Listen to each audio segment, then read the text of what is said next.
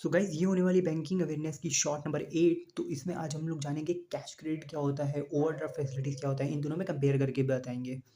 सो overdraft क्या होता है? ओवरड्राफ्ट यानी कि ओडी ओडी भी बोलते हैं इसे। तो ये भी एक क्रेडिट फैसिलिटीज़ होती है जो कि बैंक हमें प्रोवाइड कराता है, यानी कि अवेल कराता है अपने कस्टमरों को। इसमें होता क्या है कि जिस भी कस्टमर के पास अगर करेंट अकाउंट है बैंक में, तो उसमें क्या होता है कि उसमें एक फैसिलिटी दी जाती है कि जो भी आपका क्रेडिट बैलेंस है, मान लो कि अगर 10,000 है तो 10,000 अगर आपका ज़ीरो हो जाता है तो उससे भी ज़्यादा आप खर्च कर सकते हो। कुछ केसेस में तो भाई पता भी नहीं चलता है कि कहाँ अगर बैलेंस ज़ीरो हो गया उसके बाद भी हम लोग पेमेंट करते रहते हैं, वो होता चला जाता है।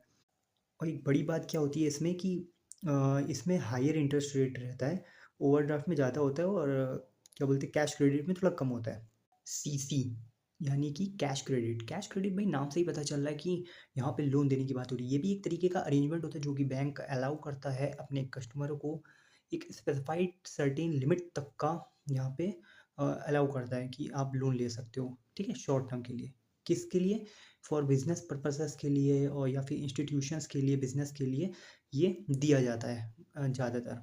और क्यों दिया जाता है? क्योंकि वो अपने ताकि वो अपने वर्किंग कैपिटल रिक्वायरमेंट को मीट कर सकें। इन दोनों में अगर कंपेयर करने की बात करें तो इसमें थोड़ा क्या बोलते हैं, ओवरड्राफ्ट में थोड़ा ज़्यादा इंटरेस्ट रेट होता है और कैश क्रेडिट में थोड़ा कम होता है।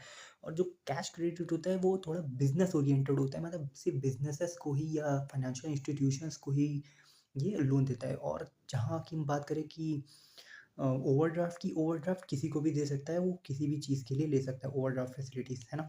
और इसमें एक और कंपेयर है कि कैश क्रेडिट के लिए सीसी, इसके लिए हमें एक न्यू अकाउंट की ज़रूरत होती है। और हालांकि ओवरड्राफ्ट फैसिलिटीज़ में ऐसा कुछ नहीं है, एग्जिस्टिंग अकाउंट में भी काम हो सकता है। और सबसे बड़ी बात, कैश क्रेडिट उन्हीं को दिया जाता है कि जिनका बिजनेस परफॉर्मेंस अच्छा हो रहा हो, मार्केट वैल्यू अच्छी हो, यानी कि कुल मिला के देखा जाता है कि वो बिजनेस अच्छा चल रहा है कि नहीं चल रहा है, तब कैश क्रेडिट दिया जाता है।